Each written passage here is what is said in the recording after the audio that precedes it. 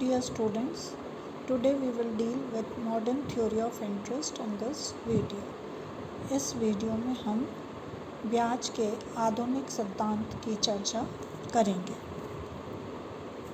पूर्व में हमने classical theory, loanable fund theory और Keynesian theory of liquidity preference को डील किया है।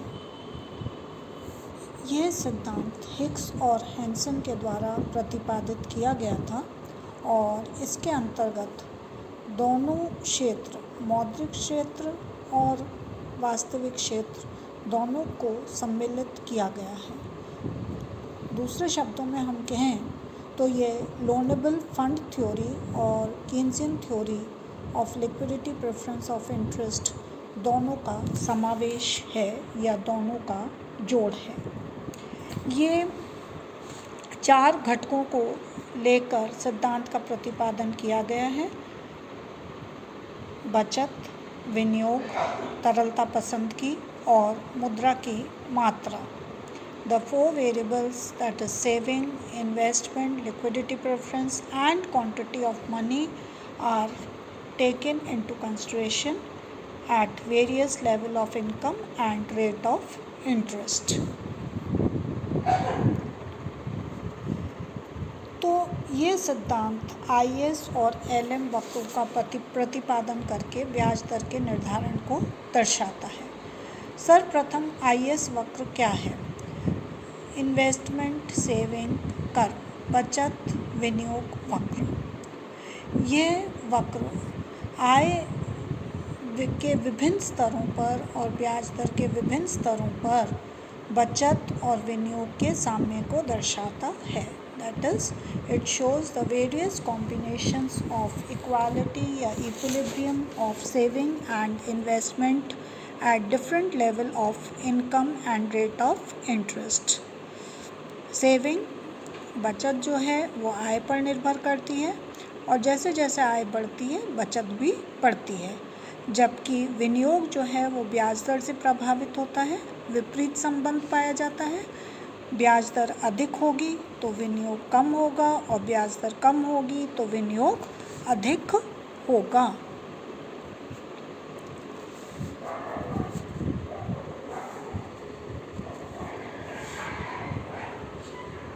देखिए इस चित्र के दर्शाया गया है किस प्रकार से आईएस वक्र की व्युत्पत्ति की जाती है।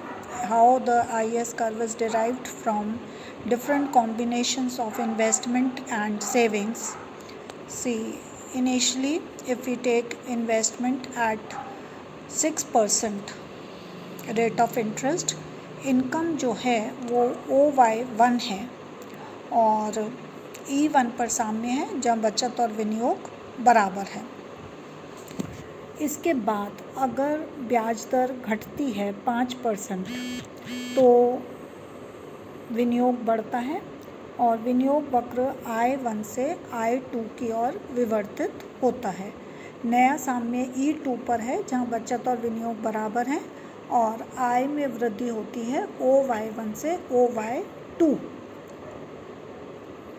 गुणक के कारण विनियोग में वृद्धि आय में वृद्धि लाती है। That is, the multiplier effect, increase in investment leads to increase in income.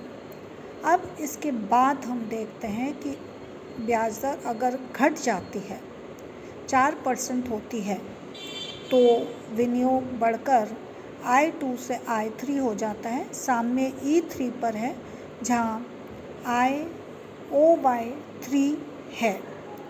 अब देखिए इन विभिन्न आय और ब्याज दरों को निरूपित या पैनल बी में हम दर्शाते हैं। आय को पैरेलल डॉटेड लाइन से हम नीचे के फिगर में ले जाते हैं। Y1 को हम 100 करोड़, Y2 को 200 करोड़ और Y3 को 300 करोड़ आय मानते हैं और इन्हीं आय के स्तर पर हम 4%, 5% और 6% वर्टिकल एक्सिस पे रेट ऑफ इंटरेस्ट को मार्क करते हैं। अब देखिए अब फर्स्ट कॉम्बिनेशन जो है जहाँ 6% ब्याज की दर थी, आय का स्तर Y1 या 100 करोड़ था, इससे हमें ए बिंदु प्राप्त होता है। इसके बाद 5% ब्याज की दर पर 200 करोड़ या Y2 आय का स्तर है, जो B बिंदु को दर्शाता है।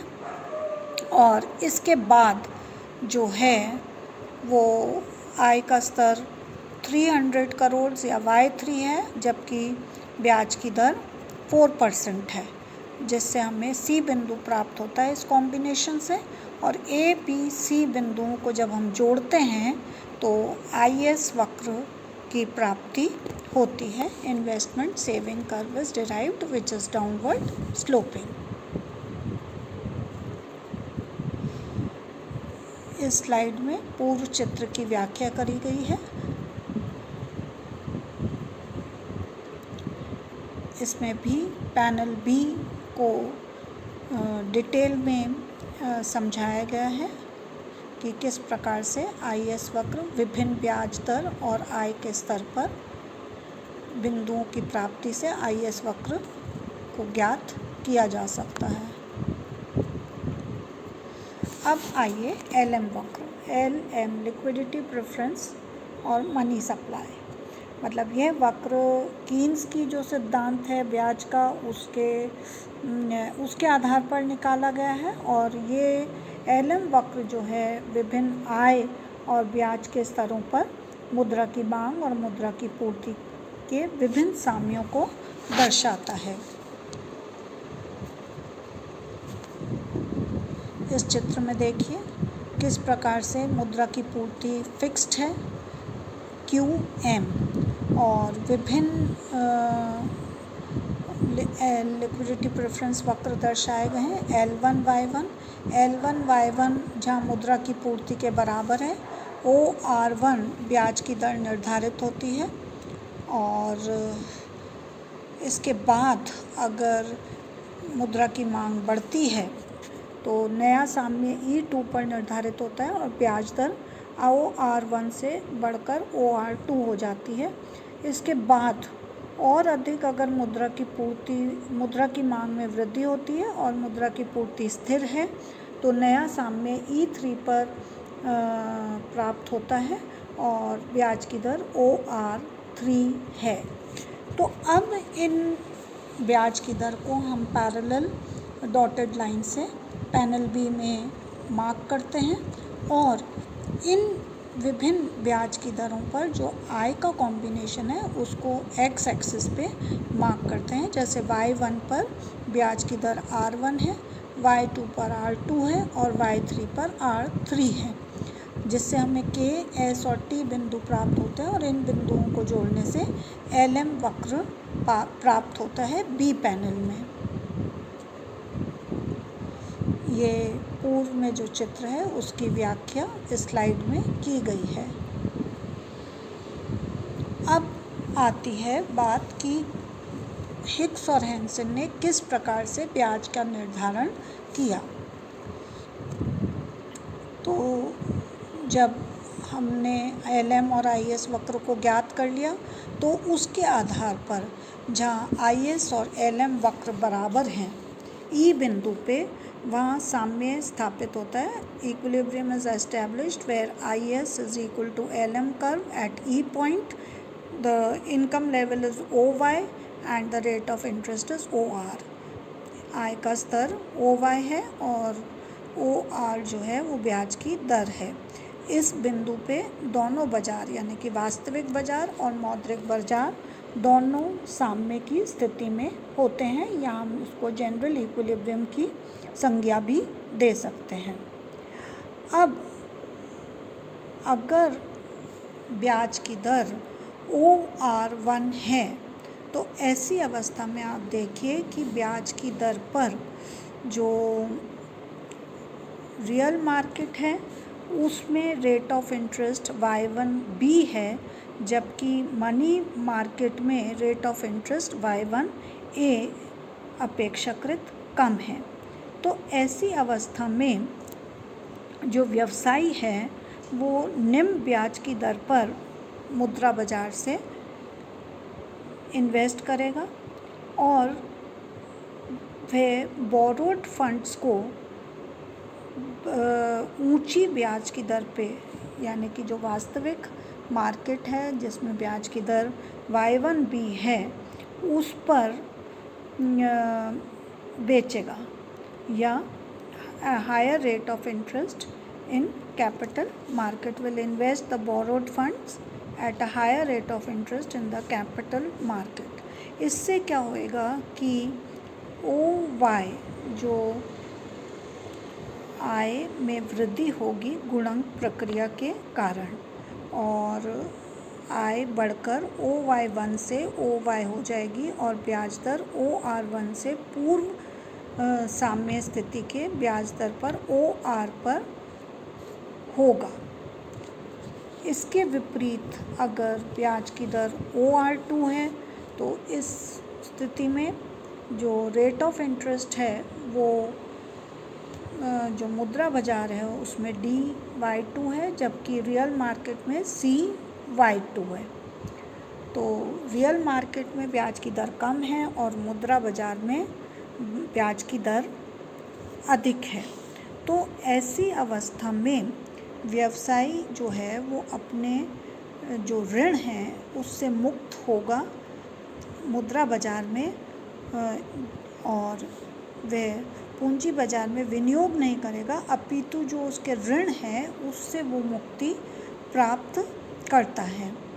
Discharge the debts in money market. इसका प्रतिफल क्या होएगा या इसका परिणाम क्या होएगा कि विनियोग घटेगा, और विनियोग जब घटेगा तो गुणक उल्टी दिशा में कार्यशील होगा और आय जो है OY2 से घटकर OY होगी और पुनः जो साम्य ब्याज की दर है OR प्राप्त होगी।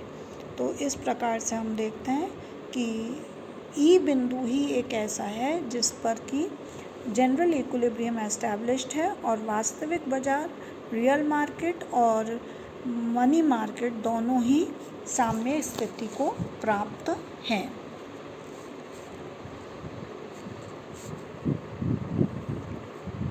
पूर्व में चित्र की व्याख्या इसमें की गई है स्लाइड में। अब हम देखेंगे कि अगर IS और LM वक्र में परिवर्तन होता है तो किस प्रकार से ब्याज की दर और आय पर प्रभाव पड़ता है।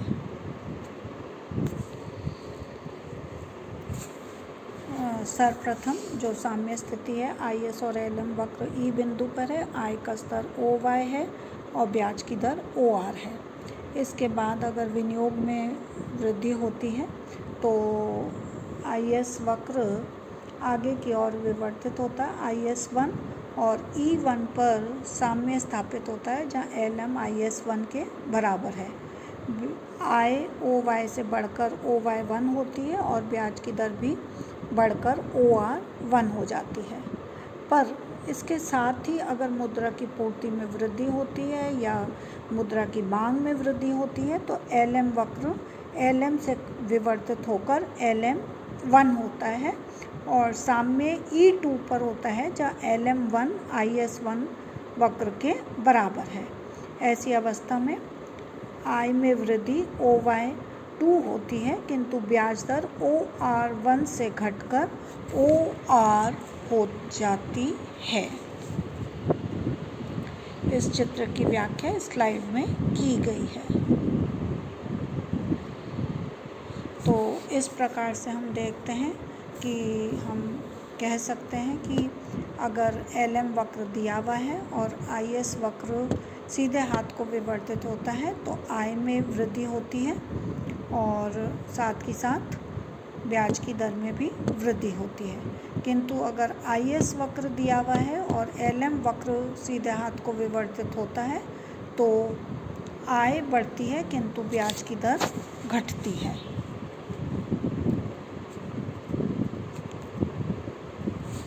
तो इस प्रकार से हिक्स और हैंसन ने दोनों IS LM वक्र के आधार पर और बताया कि किस प्रकार से वास्तविक और मुद्रा बाजार दोनों साम्य की स्थिति को प्राप्त करते हैं और किस प्रकार से ब्याज की दर विभिन्न आय स्तरों पर निर्धारित होती है। यह सिद्धांत भी मुक्त नहीं है, इसकी भी आलोचनाएं की गई हैं। सर्वप्रथम इसको स्टैटिक थ्योरी कहकर बताया गया है। आलोचकों ने कहा कि ये केवल अल्पकालीन व्यवहार को दर्शाता है अर्थव्यवस्था में, जबकि दीर्घकाल में किस प्रकार से अर्थव्यवस्था कार्यशील होगी इसके बारे में कोई विवेचना नहीं की गई है। दूसरा बिंदु यह है कि ये थ्योरी जो है इस मान्यता पर आधारित है कि ब्याज की दर फ्लैक्सिबल है, परिवर्तनशील है, किंतु अन्य अर्थशास्त्री मानते हैं कि अगर ब्याज की दर किन्हीं कारणों से रिजिड हो या जटिल हो तो ऐसी अवस्था में एडजस्टमेंट मैकेनिज़्म किस प्रकार से होगा इसकी व्याख्या नहीं की गई है। तीसरा है कि ये इन्वेस्टमेंट नॉट इंटरेस्ट इलास्टिक, ये मान के चलते हैं कि विनियोग जो है वो इंटरेस्ट इलास्टिक नहीं है, या जो विनियोग है वो इस सिद्धांत के अनुसार इंटरेस्ट इलास्टिक है। किंतु अन्य अर्थशास्त्री कहते हैं कि अगर विनियोग जो है वो इंटरेस्ट इन इलास्टिक हो तो ऐसी अवस्था में यह सिद्धांत स्थापित नहीं हो सकता या एप्लीकेबल नहीं हो सकता। इस सिद्धांत को डॉन पेंटिकन ने हाईली आर्टिफिशियल या कृत्रिम माना है, और उन्होंने कहा है कि बहुत ही ओवर सिंप्लीफाइड है। इन्होंने इकोनॉमी को दो क्षेत्रों में अलग अलग बांट दिया है, वास्तविक और मुद्रा क्षेत्र, जबकि व्यावहारिक रूप से मौद्रिक और वास्तविक क्षेत्र अलग अलग नहीं होते, वे एक दूसरे पर आश्रित होते हैं और एक दूसरे को प्रभावित करते हैं। इसके बाद इस आधार पर इस सिद्धांत की आलोचना की गई है कि ये बंद अर्थव्यवस्था को दर्शाता है, जबकि व्यावहारिक रूप से आज के समय जो इंटरनेशनल ट्रेड है या खुली अर्थव्यवस्था है वो भी प्रभावित करती है ब्याज की दर और आय के विभिन्न स्तरों को, जिसकी ये सिद्धांत उपेक्षा करता है। और लास्ट और नॉट द लीस्ट, जो आखिरी आलोचना की गई है वो ये है कि यह सिद्धांत जो है प्राइस लेवल को एक्सोजीनियस वेरिएबल मानकर चलता है, जो कि अव्यावहारिक और गलत है, क्योंकि कीमत में परिवर्तन एक बहुत महत्वपूर्ण भूमिका अदा करता है आय और ब्याज दर के निर्धारण में। तो इस प्रकार से हम देखते हैं कि विभिन्न बिंदुओं पर इस सिद्धांत की आलोचनाएं की गई है। उम्मीद है आपको ये सिद्धांत समझ में आया होगा। ISLM वक्र के आधार पर किस प्रकार से हिक्स और हैंसन, जिसको आधुनिक ब्याज का सिद्धांत भी कहा जाता है, ब्याज की दर का निर्धारण को दर्शाता है कि जहाँ ISLM वक्र बराबर होंगे वहाँ ब्याज की दर निर्धारित होगी और मुद्रा बाजार और वास्तविक बाजार दोनों ही साम्य की स्थिति को प्राप्त करते हैं, जिसको हम जनरल इक्विलिब्रियम भी कहते हैं। Thank you.